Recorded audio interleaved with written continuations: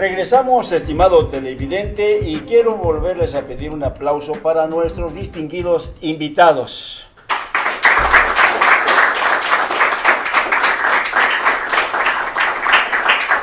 Esta es la apertura de este programa de análisis y reflexión, en donde usted, estimado televidente, podrá ver claro y oscuro.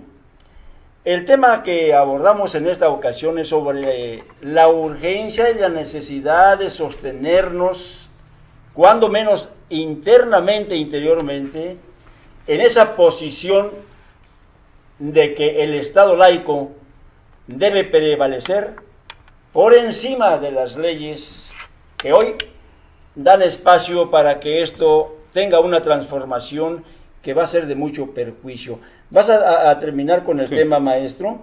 Yo quiero preguntarle, desde luego, al maestro Amaral, ¿qué tanto es de dañino, vamos a decir, en la educación de gobierno, en la educación sin compromisos, qué tanto es de importancia en que prevalezca esa separación de la Iglesia con la educación? Terminamos contigo, maestro. Bueno, adelante. Estaba tratando de hacer un balance de cuáles fueron entonces los resultados de la lucha por el Estado laico en América Latina. Hablemos de a lo largo del siglo XIX, todo el siglo XIX. Bueno, decíamos, es muy claro. En todos los estados finalmente se reconoció la libertad, se reconoce actualmente en las constituciones de todos los países la libertad de cultos. Hay todavía una nación que reconoce como oficial a la Iglesia Católica, pero en muchos otros países, la gran mayoría, sin reconocerla como oficial, le otorgan grandes privilegios, acceso libre a la educación pública y además subvencionado, pagado por el gobierno. Sí. O sea, no solo tiene la libertad de entrar, de indoctrinar en la educación pública, sino con dinero del Estado, una multitud de exenciones, de impuestos y de subsidios del gobierno, un aspecto que es muy peligroso, que son las llamadas capellanías militares, el hecho de que los militares puedan controlar moralmente a las tropas, etcétera. Entonces fue una situación favorable para el clero católico en sus relaciones con el Estado, excepto en el caso de México y de algunos casos excepcionales, el caso de México, donde la obra de Juárez, decíamos, perduró al grado de que siguió el Estado laico, siguió vigente, incluso más allá de lo que duró en Francia, ¿no? Siguieron las principales preceptos, y todavía se le dio fuerza a esto después de la Revolución de 1910, en la Constitución de 1917, que fortaleció la educación laica, le estableció restricciones a los proyectos del clero, y esto motivó, 10 años después, de 26 a 29, va a motivar una guerra, ya literalmente con las armas, una lucha sangrienta entre un ejército que armó la Iglesia, que fueron los llamados cristeros, y el Estado mexicano, en aquel entonces encabezado por Plutarco Elías Calles, a quien creo que ahora se le critica mucho, pero poco se le reconoce la labor tan valiente de haberse enfrentado a las pretensiones del clero, ¿no? Bueno. Pero esa lucha terminó con un statu quo, ¿no? Con un estado con aparente acuerdo entre la Iglesia y el Estado de no atacarse y no tratar estos temas. Y se mantuvo durante décadas. Pero políticamente la Iglesia siguió actuando mediante organizaciones. Hubo en los años 30, influida por el nazismo, por el fascismo, la llamada Unión Nacional Sinarquista. Hubo grupos secretos. Ya hacia el año 2000, 2003, se empezó a hablar con fuerza en la opinión pública de un grupo que fue el Yunque, Organización Nacional del Yunque. Fue uno de tantos, porque hubo muchos. Hay un libro de Álvaro Delgado, Álvaro, sí, periodista también muy acucioso, que publicó este libro sobre el Yunque precisamente en 2003. Pero pues no solo estaba esa influencia en los grupos secretos, estaba en un partido que fue el Partido Acción Nacional, fundado en 1939, precisamente en la época en que inicia la Segunda Guerra Mundial y en el contexto del avance de estas ideas de la ultraderecha, como se le llama totalitaria, del nazismo, del fascismo, fue como un sucedáneo de la Unión Nacional Sinarquista, como un reemplazo de la Unión Nacional Sinarquista. Pero este partido, por el apoyo que tuvo de empresarios, de sectores más amplios que los grupos tan cerrados, vinculados solamente con el clero, persistió pues hasta nuestros días con resultados trágicos, ¿sabemos? El principal de ellos es que llega al poder después de una lucha de muchas décadas y en un contexto, decíamos siempre hay que tener en cuenta el contexto mundial, internacional, un contexto de derechización, digamos, del mundo que comienza con la caída del bloque socialista, pues en muchos países llegan gobiernos de derecha, México no es la excepción. Un tiempo después de del inicio del derrumbe del socialismo, fue hacia 90, 10 años después, en el 2000, llega Fox al poder. ¿Y qué es lo que sucede? Pues inmediatamente empieza a poner el gobierno como tal al servicio del clero y empiezan a entrar al gobierno personajes de grupos como lo que fue la Unión Nacional Sinarquista, del Yunque, etcétera. Contrata un famoso, que fue famoso en aquella época, secretario del Trabajo y de Gobernación, Carlos Abascal, que era totalmente, quería poner todo al servicio de la jerarquía católica. Y esta tendencia se agudiza, empiezan a permitir que tenga injerencia en muchas políticas públicas, en instituciones, en la educación, en fin, de manera indirecta. Y esto se incrementa con la llegada de Felipe Calderón al poder, que es el personaje que ha ocupado la silla presidencial, de los que la han ocupado el más comprometido con la jerarquía católica, yo creo que desde en todo el siglo XX, ¿no? Bueno. Entonces, ¿qué sucede con la embestida de Calderón contra el Estado laico? Pues finaliza con la reforma al artículo 24 para implantar la llamada libertad religiosa. ¿Qué es esa libertad religiosa? Es un proyecto que no es solamente de México, es un proyecto del Vaticano, de la jerarquía católica, para tener acceso ilimitado en la vida pública mediante la idea de la libertad religiosa. Dicen ellos, la libertad religiosa es un derecho humano, dicen ellos, es el primer derecho humano, no debe tener límites, y por lo tanto es una forma resumida, digamos, o tramposa, queremos decir, o eufemística de referirse a lo que era, de que la Iglesia Católica trate de retomar el poder que tuvo antiguamente y la intromisión en todos los aspectos. Entonces, esto lo hace Calderón por convicción, lo apoyan priistas, el PRI, que es el partido que fundamos. Sí.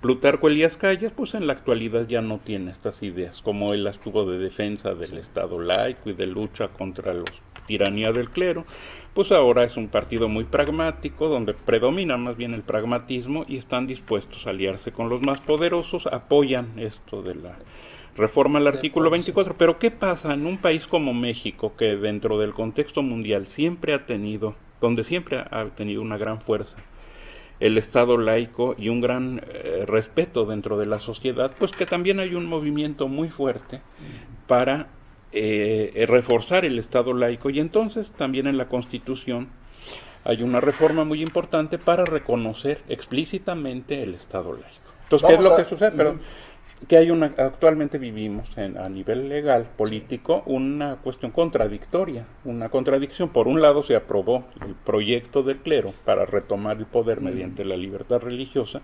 Ellos la quieren usar para estar en educación, en el ejército, en todas las instituciones, recibir recursos del gobierno, etcétera. Y por otro lado también se aprobó el reconocimiento explícito del Estado laico. Entonces queda un interrogante, ¿cuál de los polos de esa contradicción va a prevalecer? Sí. Pues depende de la sociedad y depende de la clase política, desgraciadamente, y depende de muchos otros factores, pero pues es fundamental la reacción social frente a este problema. Definitivo. Retornando un poco más a la historia, ya nos hablarás tú con relación, digamos, al proceso del artículo 24, cuál su alcance, hasta dónde es posible realmente que esto pueda, de alguna manera, dañar a la sociedad, a los grupos minoritarios, sobre todo en México. Pero retornando un poquito, digamos, a lo que es la historia, maestro Amaral. Valentín Gómez Farías, precisamente, el 23 de octubre de 1833, decretó la libertad de la educación. Sometió, digamos, a la universidad en ese entonces pontificia para que se diera entrada, digamos, a lo que hoy actualmente conocemos como esa enseñanza libre de religión. Para usted, maestro, ¿qué tanto ha dañado, digamos, a la sociedad, hablo en México, el haber hoy trastocado esa libertad, vamos a decir, de educación libre de pues rezos, de oraciones en las aulas?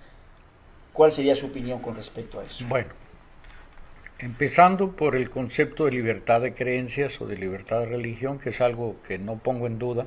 Yo soy un sostenedor de la libertad absoluta de creencia o no creencia. Sí. La libertad es libertad y punto.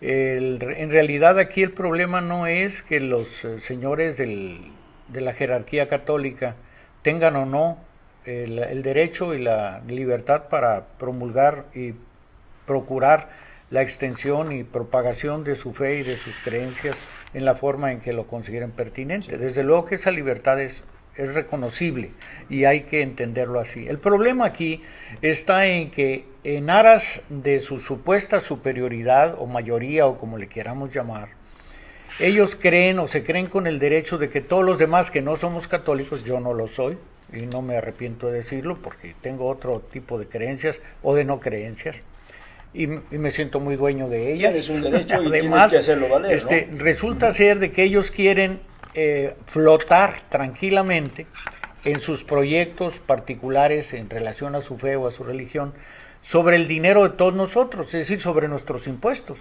Sí. Esa es la parte donde yo me siento realmente lastimado como ciudadano, porque ¿con qué derecho van a meterme a mí la mano a la bolsa que no profeso su religión para con mi dinero, con la parte del dinero que yo aporto para el gasto y la inversión públicas, ellos puedan servirse con la cuchara grande y acudir a las escuelas públicas a llevar adelante sus proyectos de publicidad para su fe, para su religión en particular, o en el ejército o en cualquier otra de las instituciones públicas republicanas, que hay que hacerles una recordación a las autoridades políticas de mi país? Sí. México todavía, salvo que me desmientan y me digan que no estoy en el mundo y no estoy enterado, es una república. Y una república nos pertenece a todos, puesto que el mismo término república, res, cosa, objeto, y publicus, pública, publicum, significa que es de todos, que pertenece a todos, pues me pertenece tanto a mí como a un adventista, como a un mormón, como a un judío de cualquiera de las denominaciones, o hasta un ateo, o todos los agnósticos que pueda usted imaginar, o a los que profesen el budismo o el islam, no quiero saber. La república es de todos, por lo tanto, ¿cómo es que la República Mexicana va a terminar siendo de una creencia en particular? Sí. ¿En dónde está la justicia y en dónde está la razón y en dónde está la verdadera libertad? Si la tal libertad que estos señores pregonan es la de que ellos nos impongan a todos los demás, a mis hijos, a mis nietos y descendientes, una creencia o una visión del mundo y de las cosas como no corresponde. Yo lo digo por haberlo vivido. Yo soy producto de un colegio salesiano, estuve en el Colegio Gómez de Mendiola de Guadalajara, allá en mi lejana juventud e infancia. ¿Y con qué nos encontrábamos?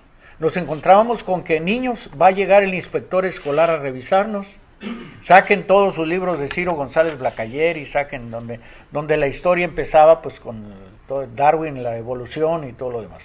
Pero una vez que el inspector escolar se hacía tonto, se hacía pato y entraba a nuestros salones y revisaba y veía que todos teníamos nuestros libros oficiales de historia, por ejemplo, de civismo, los teníamos sobre el escritorio, el pupitre que se llamaba entonces, pues ya se retiraba él muy contento, seguramente satisfecho, de lo cual damos fe y para constancia firmamos. Y en cuanto se iba el inspector, saquen otra vez sus libros que venían de España. Esos libros que nos tenían a nosotros en la secundaria eran libros españoles de los franquistas, sí, en donde la historia empezaba con Adán y Eva, en el paraíso terrenal. Y esa era la historia. Yo no estoy en contra de las creencias de nadie, pero era una educación que bueno, ¿de qué estábamos hablando? ¿Por qué se nos estaba enseñando a mentir? ¿Qué no nos dijeron desde pequeños que la mentira no es ¿verdad? ¿Y cómo puede ser que ellos mismos nos estuvieran incitando a la hipocresía, al disimulo? En fin, una serie de cosas. Pero vamos, perdónese eso porque eran colegios privados. Y yo era privilegiado, yo tenía una beca, porque yo era de la calle cruzado con corriente. Y tuve la suerte de tener una beca. Lo cual les agradezco, porque los maestros salesianos, y hay que reconocerlo, eran excelentes maestros. Pero aparte de todo eso, no me quita ni me pone. Yo finalmente, gracias a ellos, me enteré de mi origen, y es otra historia. Pero me liberaron, porque la verdad al final nos hace libres, ¿no? Sí. Y consecuentemente, pues yo recuperé esa capacidad de decidir. Y ahora estoy diciendo, bueno, en los colegios privados, si usted pertenece a una iglesia evangélica y quiere poner una escuela, pues póngala. Y allí en la iglesia evangélica de la denominación que usted quiera, enséñele a sus hijos y a sus nietos y a todos los miembros de su familia lo que a usted le parezca pertinente, porque así son sus convicciones y sus valores. Pero aquí el problema está en la educación pública.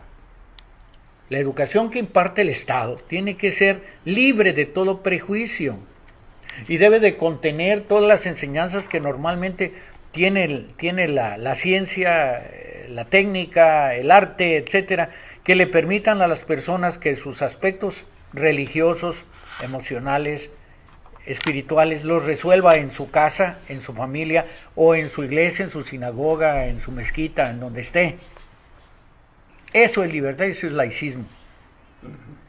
De otra manera, si nos van a imponer que nosotros le paguemos, como dice el maestro González, a los capellanes militares de nuestro bolsillo, pues ¿por qué? ¿Qué derecho tienen ellos a ahorrarse el costo de sus propias publicidades y de su trabajo que tienen que realizar? Que lo paguen. ¿Cómo que se lo quieren cargar al costo a todos los ciudadanos? Lo que pasa es que es una calca, una copia del modelo franquista.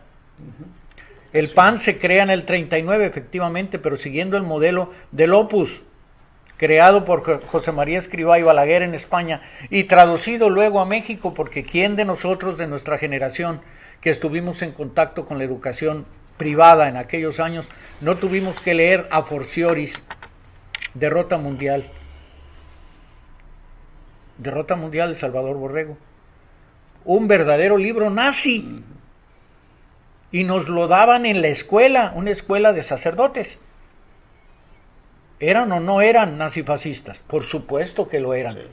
Y eran una playa de maestros españoles que habían llegado de la España de Franco, que invadieron a México y al sistema educativo, y por lo tanto no debe de extrañarnos. Ahora, si ellos han de llevar sus valores a la educación, pues que lo hagan con su propio dinero, con el dinero de sus fieles, que lo aporten y lo depositen en sus cepillos para que allí puedan ellos hacer sus inversiones. Pero el dinero público, en donde van dinero que está tomado de empresarios que son de muchas denominaciones religiosas o de los que no tienen ninguna, repito, ética o moralmente, ¿con qué derecho se atreven a pretender que la educación pública pueda ser subvencionada por todos los ciudadanos en beneficio de un credo religioso en particular? Si esto es justo, si esto es equitativo, entonces alguien quien sea, que nos lo diga, porque yo no le alcanzo a ver la bondad de todo esto. En el estado de Jalisco, precisamente en las campañas presidenciales pasadas, hubo una cruzada de algunas personas que incluso pues se ve que hicieron una fuerte inversión con relación a algunos desplegados que aparecían por toda la ciudad, en donde se hacían una pregunta: ¿está usted dispuesto a que los maestros, los sacerdotes en las escuelas sean pagados con el dinero del pueblo? Y esa campaña se extendió, porque dentro de la pretensión precisamente del control de la educación estaba contemplado que cada maestro fuera, digamos, pues asalariado por el gobierno, que el gobierno lo subsidiara. En ese aspecto, lo que tú acabas de mencionar tiene mucha razón. No es posible que con el erario del pueblo se tenga que estar liquidando el trabajo, digamos, de los sacerdotes en las escuelas, porque entonces abarcaría no solamente, digamos, en este caso, las escuelas particulares por ellos instituidas, sino incluso la educación, vamos a decir, de gobierno. En ese aspecto, maestro Edgar, ¿cómo contemplas tú ese panorama? Mira, creo que voy a contestar primero directamente tu pregunta y luego quisiera hacer algunos comentarios. Sí. Sobre algunas cosas interesantes que se han dicho. Pues para ver cómo es la situación, basta ver los países donde esas instituciones rigen. Como le decía el caso de Costa Rica, donde todavía no han podido ni quitar el carácter oficial de la religión católica, porque entonces acusan a quienes lo proponen esa reforma que están contra Dios y que están contra el Estado y contra la nación. Veamos qué sucede en países donde ha habido las capellanías militares, ¿verdad? Donde han tenido fuerza. Argentina, Chile, Perú, otros países. No solamente el hecho escandaloso de que esos capellanes militares reciben mucho dinero del gobierno y tienen un gran poder y hay mucha corrupción, muy frecuentemente lo utilizan mal, no. Ha habido consecuencias muchísimo más graves porque las dictaduras militares pues han tenido un papel muy importante, estos capellanes de esta intervención de la Iglesia. Yo no viví en esa época, no viví experiencias de las dictaduras militares, pude ver fenómenos que me afectaron directamente en países como Perú, donde la Iglesia tiene injerencia en la policía y en el Estado. ¿Qué sucede si uno llega a pregonar ideas como las que estoy? Pues se ve uno en riesgo de tener una represalia de jerarcas que controlan a las fuerzas militares que tienen. Imagínense ustedes, un capellán militar no es nada más el nombre, es un personaje que tiene grado en el ejército, eso sí, y que tiene soldados a sus órdenes, que les puede decir, ve y hazle esto a tal persona, y mira, me está causando un problema. Y que tiene personal militar a su servicio. Sí. Entonces, eso no lo hemos vivido en México. Quizás por eso nos parezca un poquito exótico, nos parece difícil imaginar. Imagínense lo que yo he visto textos, pensemos, bueno, ¿y qué tiene de malo que se dé religión en las escuelas? Hay muchas personas, había por ahí un defensor de estas ideas hace como 20 años. Quizás menos, todavía en principios de la década del 2000. Que decía en sus conferencias, bueno, no se preocupen, ¿qué tiene de malo? ¿Por qué no? Así usaba mucho. ¿Por qué no? Bueno, pues hay que reflexionar un poquito, hay que ver por qué sí, qué sucede cuando sí.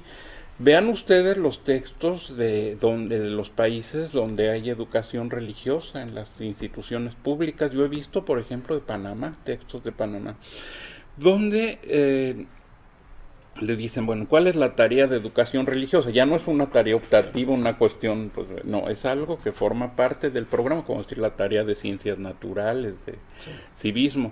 Pues tienes que ir a la manifestación de Provida, del grupo de católico de Provida, porque pues es parte de tu misión como católico, y a ver, les ponen una lista, a ver, identifica a los buenos y a los malos. Está una monja católica, está un sacerdote, está un empresario. Ponle, si estás en lo correcto, les pones palomita. Ahora ponle un tache al ateo, al guerrillero, todo. Esa es la educación religiosa. Vean ustedes los textos, muchos textos también de educación privada religiosa van en ese enfoque. O sea, eso es lo que significaría ya en los hechos. Muchas políticas de los gobiernos en diferentes países de América Latina no se han podido llevar a cabo. Pensemos en el problema del control de la población. Mucha gente se declara católica y no observa los preceptos de esa iglesia, y de todos modos tiene un montón de problemas, abortos, sobrepoblación, etcétera, y los gobiernos no pueden históricamente no podían enfrentar la situación. Porque la iglesia se opone. Es que estás contra Dios y haces tal campaña, estás contra las religiones. Eso es lo que pasaría. Estamos ya cerrando casi el espacio, maestro. No sé si hay algunas preguntas que quieren hacer quienes nos acompañan. Damos entrada para cerrar ya lo que es el programa. ¿Hay alguien del público que tenga algunas preguntas? A ver, tenemos allí a un... Yo quisiera un poquito la pregunta pregunta que quisiera hacer. La masonería, que ha sido pues, uno de los luchadores permanentes para mantener el Estado laico, ¿con qué partido pudieran identificarse, aunque pues, se entiende que es libre para cada persona, pero cuál ofrecería en este caso? Porque a veces como parte de las responsabilidades ciudadanas hay que ir a votar. Entonces ahí hay una influencia en los proyectos que ellos plantean. ¿Quién se identificaría más para los que somos parte de la sociedad? ¿Esa pregunta me la hace usted a mí o al maestro González? ¿A usted?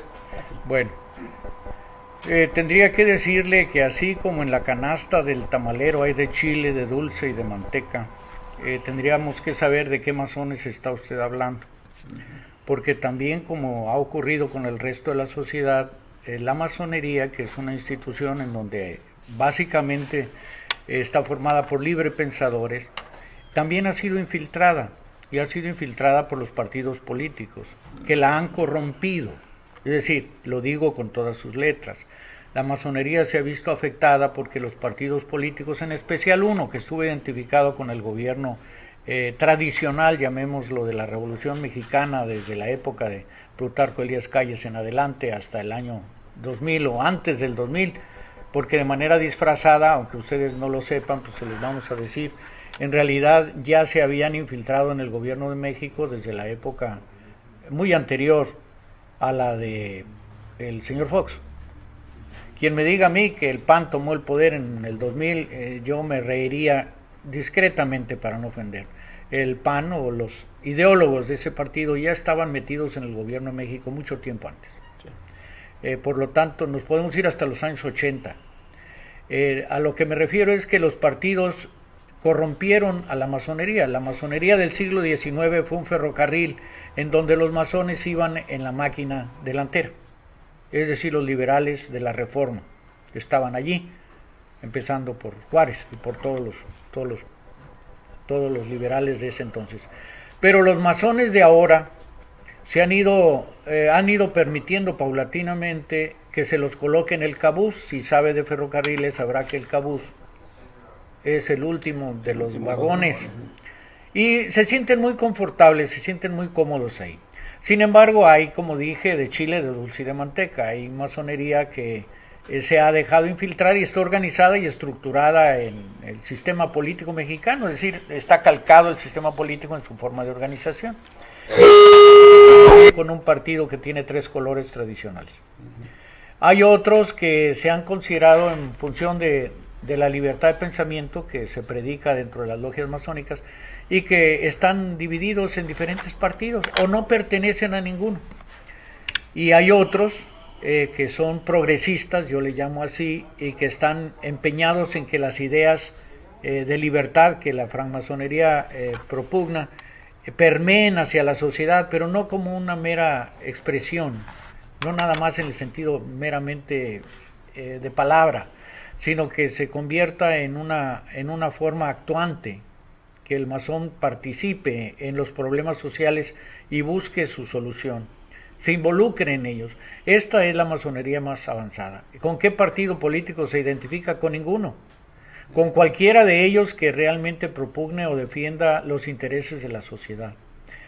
Por lo tanto, está obligado a participar, porque la política es el arte por medio del cual se pueden lograr los cambios. Sin ella no lo vamos a poder lograr, salvo que hasta la guerra es política. O sea, hasta en última instancia, hasta la violencia puede convertirse en un arma política. Por lo tanto, yo le diría, hay en su enorme mayoría los tradicionalistas en las logias masónicas se identifican con ese partido de los 3 colores de que hemos estado hablando. Y por lo tanto se han ido derechizando como su partido. Se han ido haciendo paulatinamente, primero neutros y ahora prácticamente derechistas. O sea que encontramos de todo. No habría una manera de definir a los masones. Tiene que hacerlo a título individual y muy probablemente pueda usted acertar un poquito más. Un último comentario, nada más, maestro, con respecto a la pregunta que me parece muy interesante. Yo creo que es más fácil responderla un poco a la inversa, por decirlo así. ¿Cuál es el partido más identificado con la iglesia, donde ahí no va a haber masones, sino lo contrario, un partido de sacristía de parroquia, el PAN? Siempre. Aunque ese sector haya tenido y tenga presencia en los demás partidos, jamás va a ser lo que representa el PAN. El PAN sigue siendo el partido católico, el partido de los cristeros. Vean nada más todo lo que hicieron en los gobiernos panistas para apoyar esa idea de la lucha cristera y de los intereses de la iglesia, y cómo es la relación de un presidente panista con el Papa, ¿no? Con cómo Fox le besa la mano en público, Calderón lo trae. No va a tener paralelo con ningún otro partido. Es el partido, perdón, donde está el Yunque, los herederos de los cristeros, es el PAN. No están en otro partido, no están en todos. Ahora, la masonería, ¿dónde están? Yo conozco masones que están en el PRI, en el PRD, en el PANAL. En el Verde no sé de ningún caso, en el PAN pues no, obviamente no. Habrá algún tránsfuga, algún oportunista de ocasión, eso, pero no. Grupos como la Unión Nacional de Padres de Familia, ¿de dónde son? Del PAN, no son de otro, no son del PRI, no son son del PAN. Entonces, visto así, es más sencillo. O sea, ¿cuál es el partido por el que nunca hay que votar? Por el PAN. Por los demás, pues habría que ver cuál es su posición en cada momento, ¿no? El PRD siempre tiende a ser un poco más progresista que el PRI. El PRI ha claudicado más, se ha hecho más derechista, pero esta regla yo creo que es la única que podemos establecer. Estaríamos de acuerdo para cerrar la programación. El Estado confesional en la educación es un retroceso para el país. Pues sí, porque nos están regresando a los principios del siglo XIX. Tan retroceso es que se pierde todo lo avanzado de mediados del siglo XIX hasta mediados del siglo XX. Sí, totalmente. Sería un retroceso, y todo lo que se quiere promover con la falsa idea de la libertad religiosa. La libertad de creencias existe desde Juárez, desde el siglo XIX. Este es su programa claro y oscuro de análisis y reflexión. Escuchamos las voces de los conocedores, dos maestros de muy alto prestigio, uno en la Ciudad de México y otro en la ciudad de Tijuana.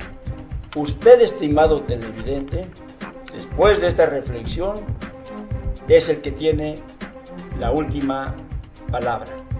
Un placer haber compartido con ustedes la apertura de este programa, que esperemos nos sigan acompañando en aquellos otros que vienen, que de alguna manera van a ser diversos en cuanto a la temática, pero sí les garantizo, serán de interés para cada uno de ustedes.